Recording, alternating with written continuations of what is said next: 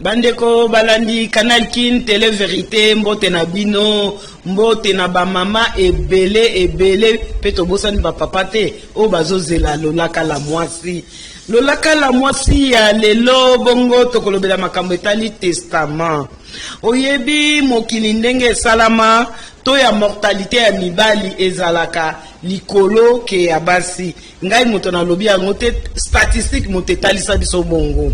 Alors soki nzambe abengi papa mikakatano ezalaka mingi na kati ya mabota, mikakatano ndenge na ndenge yango tolobaki ndenge nini tokoki kosala po ete mikakatano wana ezalaka te na sima ya liwa ya papa ou bien nzamba bengi ye mikakatano ezalaka te na kati ya mabota, na kati ya bana, na kati ya batata mwasi banoko banini po mikakatano ezalaka te tosala nini. Yango tobengelaki bino mama Thérèse oyo bolandaka mwa mingi. Mama Thérèse comme naza moto ya mobeko akoyebisa biso ndenge nini makambo wana ekoki kosalama. Mama Thérèse mbote mingi. Mbote mama. Nakanisi bomoni invité na biso ya lelo mama motuna ya liboso po toto leksangonga te ezali bongo ondimbolela biso testament ezali nini. Merci beaucoup pour na liloba opesi ngai mama Deo. Donc les rotuni ngai testament ezali nini? Testament ezali na kati ya likambo balobi succession. C'est-à-dire succession ezali nini? C'est-à-dire que mutu soki akufi nani yango procédure ezali ou mibeko ezali ou bien ba modalité ezali ndenge nini bako ya kotambwisa patrimoine na ye ou biloko ya mutu oyo akufi. Alors yango nde babengi succession, c'est-à-dire que ko succéder mutu après liwa ya mutu ndenge nini ya kotambwisa bandako na ye, ndenge nini ya kotambwisa bana na ye, ndenge nini ya kotambwisa héritage na ye, tout ça nde babengi succession. Alors na kati ya succession wana nde ezalaka testament. Donc testament soki olobeli makambo ya testament tokoki koloba ke batestament oyo ezali batestament sorte ya mibale. Mususu okomona succession wana eza na testament te. Alors côté mususu ezali na testament. Donc succession ya deux volets. Donc succession avec testament, succession sans testament. Oyo ya sans testament yango nde bato basala anglais balobi ke ab and test. Mais au mususu eza testament. Donc au y a testament, sans testament, en tout cas la loi a tout prévu. Ce qui moué a dit testamenté, en tout cas code de la famille a réglementé tout. Alors ce qui moué a dit qui testament, bako landa testament wana parce que zali volonté inaye. Vous comprenez? Oui. Alors, na ndenge oya komi na batestament wana bakoki kolongola ngote. Alors, na kati ya testament, totalisi pe ezali trois sortes ya testament. Oya liboso balobi testament authentique. Donc, oyo mutu ava kufa, akendeki devant notaire, a sali testament na ye, ou bien a sali yango liboso notaire, a notari yango, bato ya net hôtel de ville ou un notaire asali ba makambo na ye testament na ngai après ma mort. Alors o mususu balobaka testament holographe. Donc muweyi ava akufa na kati ya ndako na ye par exemple azui bik na papier abandi wana babengi nini holographe. Ok. Donc il y a asali yango na biki neti boye abandi kokoma après ma mort ndako nanga kingande ekozala ya boye bato nanga ekozala ya boye mbongo nanga na banki ekozala boye mwana kingande tutu wana azosala yango ye moko azokoma ye moko na kati ya ndako na ye témoin te moto te ok ekozala pe akosala kodaktilographie yango mais na suka asigné ozo comprendre alors oya misatu balobi yango ezali testament verbal eza pe na valeur nango eza pe na valeur donc oral donc wana ezali testament donc maloba atikali koloba omoni très souvent mutu alali na mbeto azokoka lisusu azese rappeler nasalaki testament te abandi koloba mais oyo ya oya azoloba wana bino bozo noter il faut ezala na ba condition pe ezali réuni pona kondima ba testament oral wana donc verbal au moins deux témoins oya koki ko tester que moye alobaki boya va kufa alobaki boya donc wana ezali kutu il faut bolakisa ba preuve oyo ya oral alors nde tokoti na likambo wana ya trois sortes ya testament alors na testament oyo otolobi succession sans testament donc ab intest nde nalobaki ke la loi a tout prévu donc bana bazali na première catégorie alors na bana ya première catégorie wana bana na oyo aboti epa ya mwasi oyo abala na oyo aboti en dehors ya mariage na bana oyo adopta donc ba enfant pe adoptif bana kati mais il faut pe acte adoption ezala koloba te ke ofanda kaka na ndako wana poto mona pe ba makambo azwa mwana wana depuis azalaki mwana muke mwana kasi depuis 2 ans depuis 6 mois mais soki acte adoption esalamaki te ezali mwa pasi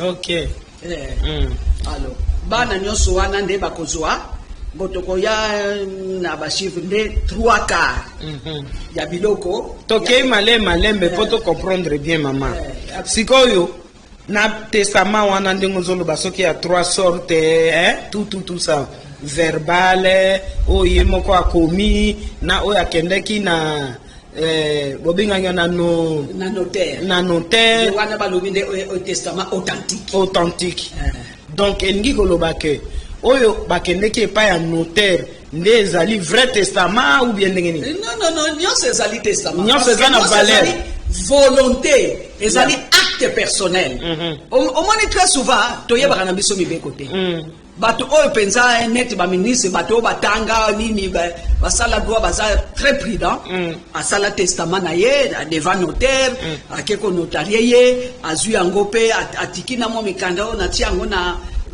coffre boye ake kokotisa yango par exemple na kati ya banke po baluwaka mpe bakofre na banke ubie atika yango epai ya avocat na ye moko boye ke jour na liwa na ngai boye na boye eza valable comme oyo holographe oyo akomi na ndako bien n'importe où mais ya maboko oyo akotika epai ya baavocat wana tokoma mpe komona ba oyo batikali bakopere na avocat achange mwa bamikanda wana ndenge papa atikaki mais ezalaka mwa pasi bien sûr que mwa bamanevre ezali effectivement esalamaka po toyokaka oyoka non akende kozwa avocat wana bango ne bakoperaki bazwaki oyo papa asalaki batie mopanzi bazwi oyo basali ya sika na avocat nde bazopresente il faut ozala na bamoyen nyonso ya bapreuve na bamoyen oyo oyo balobaka ya koconteste neti oyo nalobi ke atika yango par exemple na banke mpona babanke eza baluwaka babiloko neti bcdc aza ya bakofre fort baluwaka batika babiloko eza kaka mpona mbongo te bamosusu mpe ndenge nalobi ke atika yango na cabinet d'avocat oyo ya malonga koloba te ke cabinet ya avocat oyo kaka olaili olamuki oyebaka kutu adresse na ye te demain ou après demain donc mutu oyo akosala babiloko eza mutu moko averti qui prend toutes les précautions Pona nini. Alors, ceux qui va hériter, par exemple, bah, moni que non, il y a quelque chose qui ne va pas. Et il y a quelque chose qui a été ratifié ou bien changé, tout ça. Ils doivent porter toutes les preuves pour contester. Ceux qui vont être d'accord. Mais ils sont là authentique, ils sont là holographe, ils sont là oral, nyonso, ils sont là testament. Ok. Et la loi a déterminé ou a prévu des conditions, il y a validité, il y a nini, ndenge pour éviter la fraude ou bien makambo oyo wana olobi.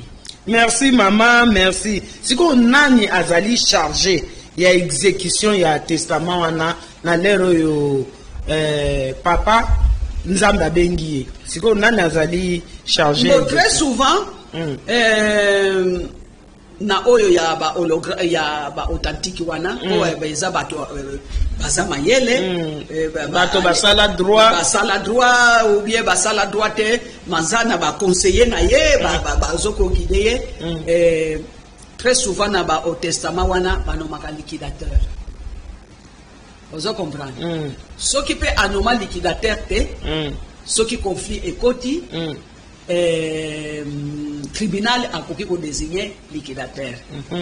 Ce qui peut bazana bango famille balingaka penza ba mindondo te bakoki ko désigner liquidateur na kati ya famille po yebike ce qui muwe ya kufi biso toza ba africain ba bantu conseil de famille esala makati et na conseil de famille wana okoya komona mutu aye ko bimisa testament. Vous comprenez? Donc muwe ile rakufi atako abombaki yango na BCDC abombaki yango na cabinet na avocat okomona le jour ya conseil de famille mutu moko abimeli bino ke eloko yango ou bien ye moko pe kaka poto ba condition eza ebele asala testament na ye atikala kotika maloba ke eloko nanga boye valise nanga ou malbelete nanga na bomba ngo esika boye jour na kokufa yo kingandi yo muto kende kozwa eloko wana et puis okofongola ngo na misu kingandi. Donc les dispositions sont prises pour na bato baza averti. Merci maman. Bon, par rapport à testament wana nani azali héritier pe nani azali héritier te veut dire quoi? Kaka ba oyo kombo eza na kati ya mikanda wana ou bien na kati ya maloba wana nde ba ko considérer bango. Mais bana mususu oyo kombo ezate na kata maluba pe ezate bakoki ko considérer bango te. Mama ya mona na lobi ke toza na deux catégories ya ba testament. Ya succession. Succession avec testament. Succession ezanga testament. Oyo ezana testament toza na problème mingi te parce que ezali volonté exprimée ya mokolo ya biloko. Mais oyo ezanga testament. Soko tani na code de la famille, tout est prévu. À prévoir qu'il y a 4 catégories, il y a des héritiers. Première catégorie, ezali bana. Zolanda, bana. Bana nini ezara moi cité. Tokoya. OK. Tokoya pour comprendre. Première catégorie, ezali bana. Bana o aboti. Na mwasi o aboti abali bana o aboti na libanda na bana o na lobaki bana oyo a adopta bango nyonso baza sur le même point d'égalité ceux qui baza reconnu bango nyonso bon pona mwasi oyo abali eza présomption déjà eza bana na ye mais oyo ya libanda il faut preuve ezala bon oyo toko s'éterniser na makambo preuve te parce que rien que kopesa kombo na mwana ezali déjà preuve et les parents du décoyus peuvent venir témoigner que oyo baza bana ndeko na biso omoni net hypocrisie oyo tozoko vivre nango papa abala mwasi na ye a respectaka mwasi na ye ou a respectaka bana na ye ou abangaka selon les termes mais abotaka libanda azobota na kobatama ou ezalaka pe kaka accident akendeki na mwana mwasi moko boye mwasi ayeko yebisa yenganga na kombi na zemi aboti me mwana wana azalaka na kwena ye wana babomba ye ba o ba courage ça ne dépend pas ya circonstance alakisa ke mama bana limbisa ngai na bota et ba o mususu pe avant aya kobala abotaka liboso wani so les enfants hors mariage abota avant à se marier légalement à se marier ils appellent quand même tokokota penza mingi te pour tanto sana ngote meza un enfant hors mariage mais l'air aye kobala wana bana oyo tolobike bana babotami dans les mariages alors l'air ake kobota libanda okomona ti akokufa abeta lisolo te na mwasi andako ke na botaka libanda na bana bayebi te mais il y aura toujours epai ya bandeko na ye ezala mwasi ezala mobali ezala cousin na ye amemaka cousin na ye ou bandeko na ye epai ya mwasi wana alakisi abitala nazaka na mwana kote mais mama kuna ayeba te jour nakokufa nga na sina kei na ngai sikoyo okoki koloba na yo bokoki koloba ke nde omonaka basurprise ezalaka omona moweye eza wana surprise bana moko babimi bazolela bana oyo bauti wapi otali na miso na munoko na zolo na nini ekokani na papa wana nakokani na papa wana na kombo alors hypocrisie okomona batata mwasi uba banoko tout ça bayebi na bango baye okomona pe bakutimi basalaka bakutimi te basali bakutimi ozo comprendre alors les gens qui sont prudents pour éviter des problèmes déjà de son vivant alobi na mwasi na oyo ya mama ya bana ke soki na kufinanga kokende ko tumbola bana na yote oya yondaku po biso banisitu biso ba congolais tomona ka ke ndako de fin du monde ne héritage yo na sobela yondako na bana na yokuna ozo comprendre bon wana ça dépend to kokota parce que communauté baka particulier ozo comprendre donc alors deuxième catégorie yangonde ezali ya conjoint survivant les balobi conjoint survivant ekozala mobali comme ekozala mwasi c'est-à-dire que parce qu'il faut tomber taper CT na likambo to mona kango que mwasi soki akufi azalaki na ba moyen ako hérité te toyebaki yete Mario mais soki babala na ki mama mobali wana il faut ayako hérité biloko ya mwasi na yepe. Vous comprenez? Pour basalaki mariage de bien commun. Ezala bien commun, ezala réduite aux acquets, ezala séparation des biens. Mobali azana droit pe. Azana droit mais selon il y a ba pourcentage. Wana oko organiser émission mobimba pour to lobela ba régime matrimonial. D'accord. Pour ceux qui tokoti na muzindo wana toko se perdre na ba en tout cas tokobunga na oyo to na sujet auto zana ngolelo a testament. Mais na suka ya émission na kotalisa quand même moi 2 ou 3 phrases pour na kolakisa yo par ya mwasi. Vous comprendre? Alors deuxième catégorie ya ngonde to lobi conjoint survivant ndenge tomonaka ke c'est souvent ceux qui mobali akufi nde kokoso yaka donc au conjoint survivant wana ezali madame mwasi oyoyo ya ndako abala ozo comprendre oui allez elandani tata les parents ya muwei donc bazaneti na nzela moko bazana deuxième catégorie première catégorie ezali les enfants.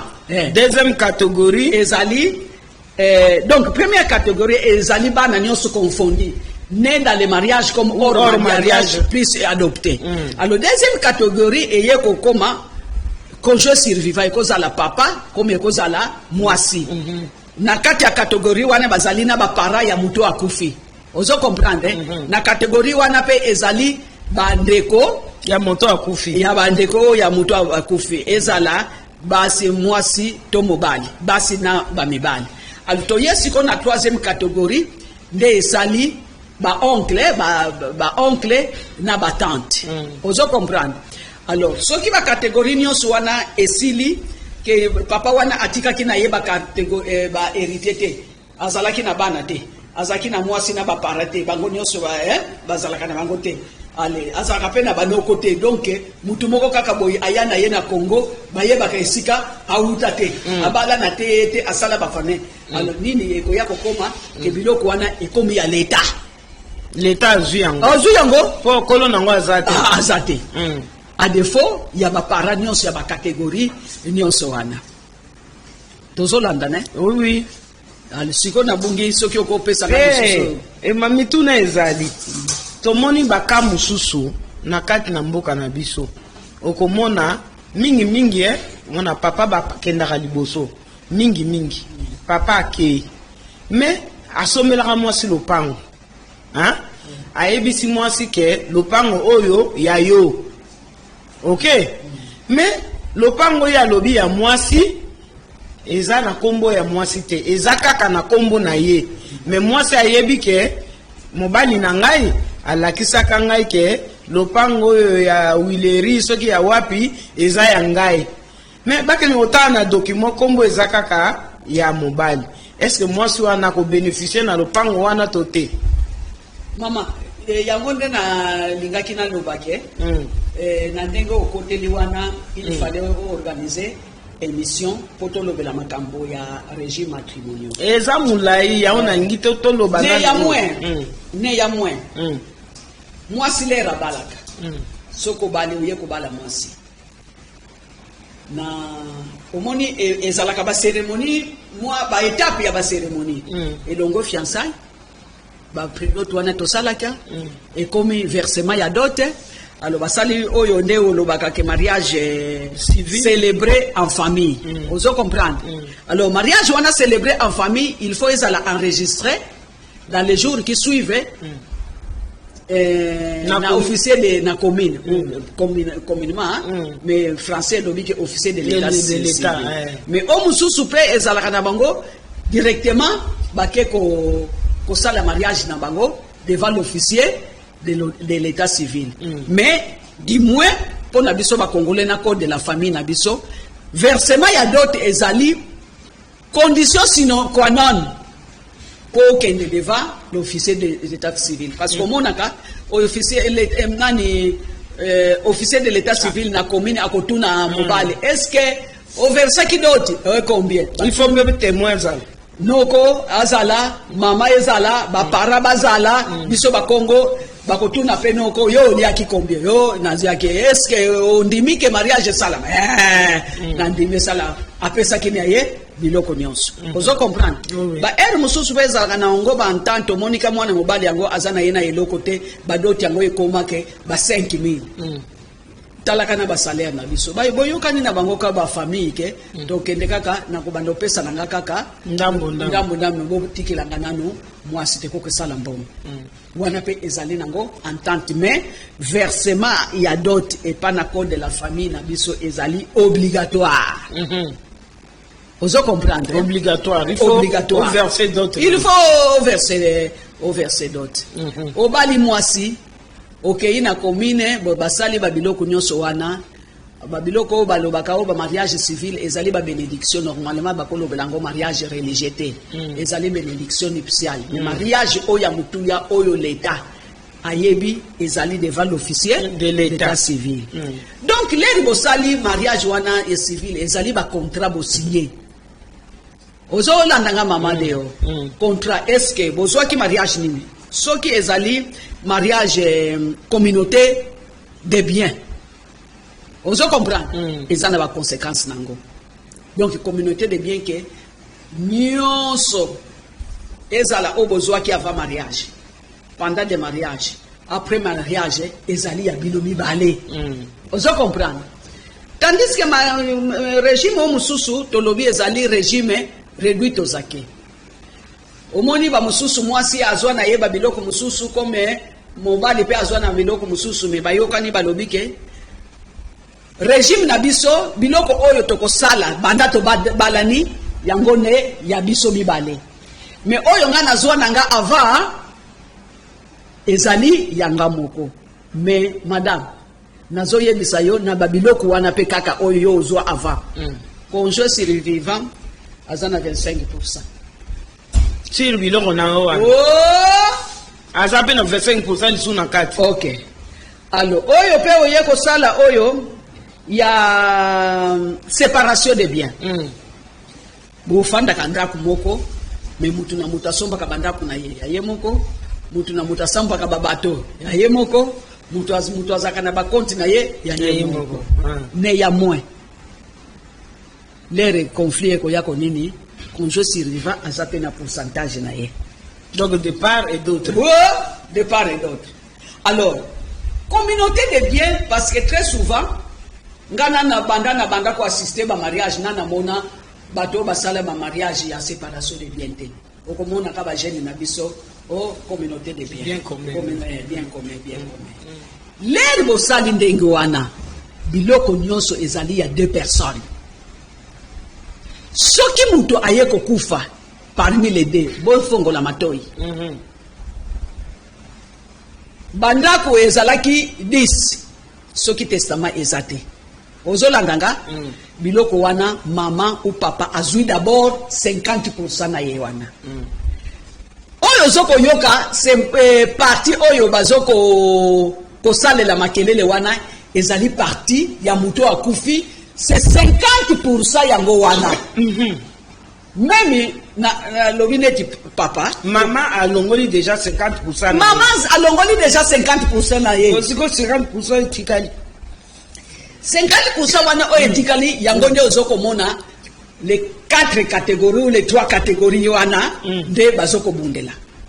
Si on a 50% na maman azali sous na part kuna. Azana 12%. Ozo comprendre? Donc, si koyo, l'un na 50% wana oya muwei. Maman bana bazana 3 quarts. Tous les enfants confondus. Si 50% là. Oya ide kuyus. Donc, balobi de kuyus, donc di de fin. 50%. Première catégorie, yangonde toyoki, yabana. Bana 3 quarts. Bazana 3 quarts. Alors, un quart wana, yangonde bakokabola, na veuve ou veuf na ba parents na ba famille na ba parents parce que eza lignete na deuxième catégorie ya net concurrence mutu aliboso eza mwasi ou mobali ya mibale ye ba parents ya mutu akufi troisième na catégorie kaka wana eza bandeko na ye eza la basi na bibalu ye ba cousin na ye ba pe na droit na deuxième catégorie wana. De troisième catégorie, ceux qui m'ont éloko tikali, de banoko, naba, mama kulutu, ou ba mama leki, ou ba tata mwasi. Tu sais comprendre, hein? Oui. Wana na éloko. Allez, tokomi na oyo ya réduit tozaki. Oyo basalaki bisika moko. Ndenge moko kaka. Mwasi to mobali alongoli nanu 50% na ye 50% wana oyo etikali yango babengisi bana balongoli nanu 3 quarts ya bana bango na 1 quart wana mwasi o babala o balobi veuve ou bien papa o abalaki mwasi na ye veuve alongoli mwa 12% na ye na 1 quart wana etikali alo o mususu babati olandana. Il y a aussi otokoki koloba eza nango petit héritage. Omoni babiloko nyonso ezalaka ke papa tiki babiloko ebele. Mais o mususu ezalaka otobengaka eza héritage ya muke, petit héritage. Beaucoup de la famille l'air basalaki yango tozaki nanu na bazaïr, tozaki na ba franc congolais te. On a estimé que un héritage de 100 000 Zaïre. À l'époque, ezaki ebele. Bref, ce qui par exemple atika ndaku moko. Kaka ndaku wana obazaki kofanda mwasi na mobali na bana na ye na ba neve tutu esika wana. Na bana ya libanda na bana obaza. Onte bana ya libanda te. Po bana soki bana libanda bazaki kofanda wana de son vivant baza wana. Ne soki bazaki na ba parents na bango. Ezaki pe quand même ezalaka pe susu bien teke bozo abana wana boya kokotisa bango kuna parce que mutu moko akolesa bango ezate. Bon soki ba telemi ke non bino bozo bénéficier na ndaka kolala or biso pe tozali. Mais ce qui papa zalaki c'est yango biso soto se retrouver. Oh mama kasi soki na héritage wana oyo ya muke wana. D'abord ezali ya bana mais eza kaka ya bana te parce que papa wana azalaki seul te azalaki mwasi ya bala mama bana azana ye na 50% na ye bolongoli 50% soki bolingi boteka ye mama akozwa nanu 50% et puis 50% oyo etikali nde bana bazwi 3 quart na bango et puis un quart wana ye mwasi bakaboli ye bapara ya mowei na bandeko na ye tout ça soki bapara bakufi bato bakoya koya ko hériter eza bana ya ba succession na ye quoi ozo comprendre ou bien kaka même bana wana oyo na 3 quarts wana oya bana soki mwana kufa eke atika mwana mususu mwana na ye akoya ko hériter na biloko wana et puis mama tokosa na kateke ndenge otuninga ke o bana balobi ke bozo bénéficier attention soki azalaki célibataire mais soki azalaki mwasi ya mobali boza na nini mutu déjà na kati ya ndako wana aza déjà na 50% toloba mwasi aza déjà na 62% donc aza héritier majoritaire bokoya kobi mwasi aza héritier majoritaire et pas seulement ça loi pe epesi ye usufruit usufruit donc wana oyo bi eza droit d'usufruit donc mwasi wana afandaka na ndako wana il faut a bénéficier na ndako wana ili wana ye mutu moko akoki ko bouger yete soki alingi na ye ko bima te akobima wana soki ba ye ko remarquer que akomi ko yana ba mibali par respect ya muwei les enfants seront même choqués ou même ba membres de la famille bakozala choqués bakoyebisa ye mama antoka ko mema mobali awa na ndako ya ndako andeko na biso na ndoko na biso te na ye moko kaka na soni par respect il faut abima akende na ye epai mususu mene ya mwe apedre ba droit ya ndako na ye te 50% na ye wana demeure 12% na ye wana oyo nini wana demeure donc il faut to yeba kango mwasi o babala aza na droit ya 62% na babiloko nyonso wana ozolandanga oh mingi toyokaka bazoloba omona mobali akei bakomi koloba omoni nde totikali awa priorité eza kaka bana mwasi aza na valeur awa te non tout simplement kozanga koyeba mibeko et puis bakosala yango na mokolo lelo na droit de la femme ekota basakanaka su na mwasi ya bala te veuve surtout mwasi veuve basakanaka na ye lisusu te bongo sikoyo basi oyo basala kaka mariage coutumier mais basala mariage civil te na baka ya bongo bakosuka wapi mbo soki naka wana nde tolobaka ezali possession d'état d'époux eza nini donc omoni ba mosusu pe ezalaka nango par ignorance abala na ye ou bien kozanga ba moyen alobi ti tosalaka mbongo tokende ko régulariser makambo wana na commune mais toyebi bongisi ya nzambe te koya komona toyebi mokolo te ekonjo aye kokufa wana eza mariage nde tolobi eza possession d'état d'époux et puis toloba tomata tokita mboka na biso et ratifié ou est signé par convention internationale et belé ou ezali ko protéger mwasi na mokolo lelo oza célibataire tu ne peux pas prendre une femme à 17 ans à 18 ans à 20 ans obotisi ye bana 5 10 15 alors la yo la muki kende na yo nga nazobala nanga Angelu oke ko sala mariage non avant okoma na stade wana même tabo kendeki na mariage civilité il faut aussi lisa likambo oyo ya nalobi ke ezali possession d'état d'époux donc possession d'état d'époux tout le monde et du côté ya mobali et du côté ya mwasi tout le monde reconnaît que vous êtes mari et femme bosala ba 20 ans ba 30 ans ba 30 ans ba mariage civilité bayebi bino ke tout le monde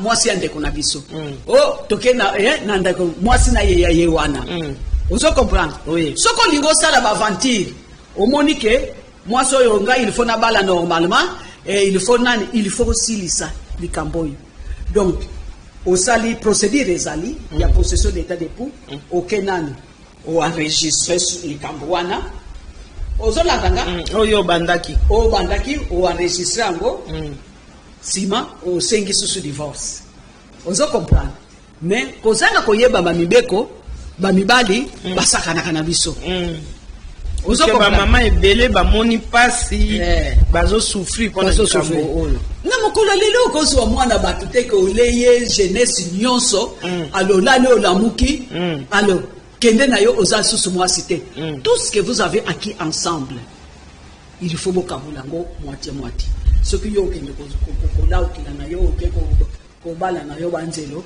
mais na ta auto sali na biso ensemble bato bayebi ke tozala ki ba époux il faut to kabola babiloko wana moitié ebele babengana bango kaka babengani parce bayebi te il faut ba saisir ba instance babengani kaka alors comment on appelle ba instance wana na tribunal de paix comment bayebi si balobi yoko mosalaka na mariage civil te ata okei wapi bakosala elo ngote mama deo la loi a tout prévu pour protéger les droits des uns et des autres et puis na ye luti ko yebisa yoke to adhérer na ba convention ebele internationale pour protéger la femme vous ne pouvez pas ba mama na biso babala bango baye ba kenda ko bala bango na mboka ba pesa kuto ya mususu tokolo badoti te mais c'est tout eza toujours sorti à d'autres ba pesa kaka bantaba tout na ba converti na ba mema ye na ville ayoka na ye lisolo teke mariage civil ye ndenge ba pesela ye ba biloko wana akanisa kaka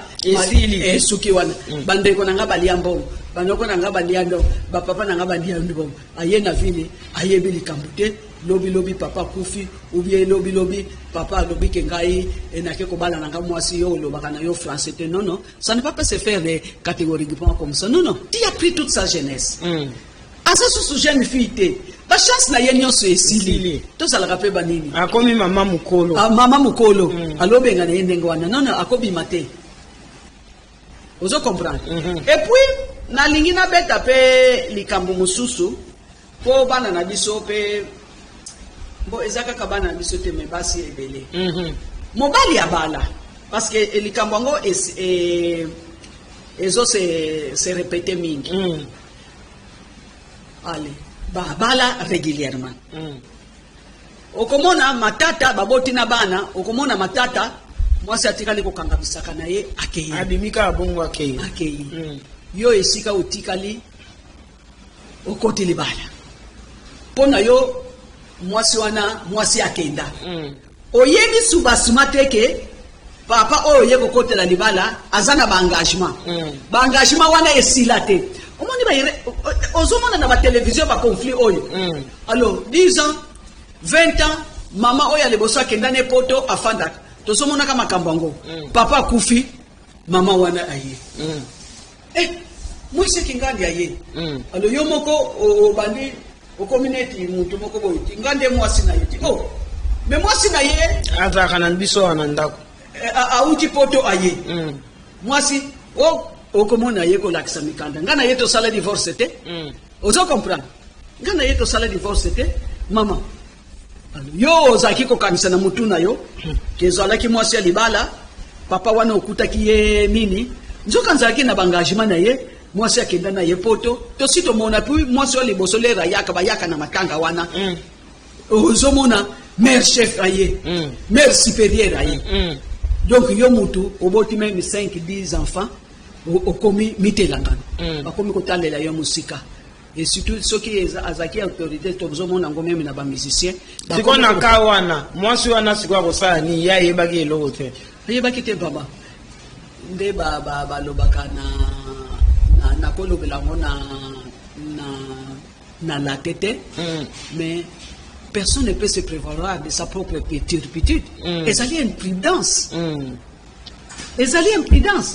les ozokota na esika il faut zwa ba information nyonso s'il faut arrêter tu arrêtes s'il faut senga ba garantie il faut senga ba garantie wana mais okoki kofanda te kaka boye garantie osengi te no moko te babengani o kaka boye pe ovandi pe kaka boye obimi pe kaka boye yeke ngana sala divorce te ngana kende ki yeko komona pe na histoire ebimi wana te papa tindaki ngana poto po ngana kendo fanda na bana na poto oyo eza ndako nanga mobali nanga akufi ngana yeko kunda mobali nanga to tout le monde nango même ça aussi on doit prendre en charge ba funérailles wana na ba autorité au monaka malgré yo au fanda wana kishasa mwasi mobali abelaka yo mutokendeke na hôpital yo mutolala na hôpital okola la osokola kana ba nie tout ça oza sur la place te mère chef asiaye mwasi parce que akobrandir ba biloko nyonso kenga na bala donc nous devons être très très prudents. Il faut que il faut bana na biso pe bayeba et puis bikota kota pe kaka oya mabala okomona mobile ndako ezaki nango na mwasi te ona bala kaye il faut alakisa yo acte ya divorce posa la na garantie soki alakisa yo nini ya divorce ko ebele abasi bakoma kaka so amonika ndako wana eza pamba ale ye moko abi nakutaki na mwasi te nakutaki ye moko alors komona le moko boye mais mokolo ndako aye oyo zokamo et puis omonika ka o bazaki na ba conflit mwasi akenda na ye nzokande mikoleleki papa bandeko yako kende kotala ka mwasi na ye okomona ozonga na yo okomona pe mwasi aye nazongi na libala nanga aye kokuta yo oko résister et puis en fait de compte okangika bisaka po oza na isika na yote. Merci maman. Bongo pona ba papa oyo batika ka testamate atiki kaka flou asala na ye pe mariage civil te l'état pe azwaka ba disposition pona kobongisa makambo wana. Kasi ngode makambo oyo ya kozanga testament yango te tozolobe likambo oyo mutu asali testament wana kana problème te parce que l'air mutu asali testament ezali volonté na ye asali li testament ya ona zo ba ka oyo sikoyo basali te testament ezate ezate yango te tolobi ke ezali ba catégorie ya bato o bako hériter première catégorie ezali bana deuxième catégorie ezali mwasi na mulongo ya ba parents tout ça troisième catégorie ezali ya banoko et soki ba catégorie nyonso wana ezate l'état biloko wana ekomi ya l'état. En tout cas, merci beaucoup maman Thérèse omoni biso ba mama makambo o etali mibeko tomi pesa kana yango mingi te ebele pe bayebi te ndenge aza na kati ya libala droit na ye eza nini eloko nini ebongi asala ayebi te bamosusu mpe baya remplace ka moninga na ndako boye nzokande papa azolobaka bakabwana me officiellement bakabwana na bango te mosusu mpe ye asalaki ndenge nini mwasi aza na ndako abala ye coutumièrement atiki ye ake kobala mwasi mosusu civilement.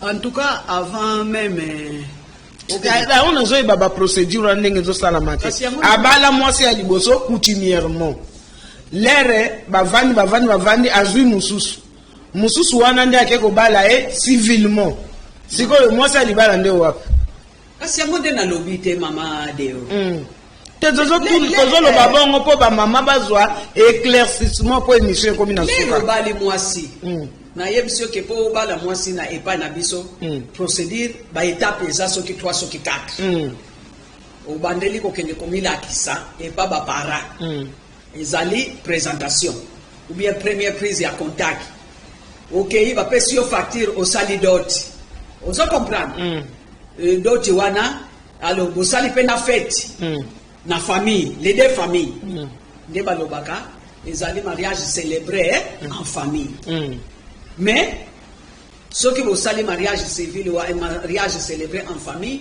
suka na bino nyonso il faut bokende na civil soki bokendeki na civil te et que les parents vous ont permis de vivre ensemble bozo vivre ensemble bana babandi kobotama bakote ya mobali bayebi ke mwasi oyo azali mwasi ya ndeko na biso kote ya mobali pe bayebi ke ezali mwasi tokendeki kobala ozo comprendre batu nyonso bayebi alors soki omoni ke mwasi wana alingi yo lisusu te okosote baétape te ke oke kobala mwasi oke na civil il faut aussi lisa likambo oyo obandaki yango nde nalobaki ezali possession d'état d'époux ozo comprendre donc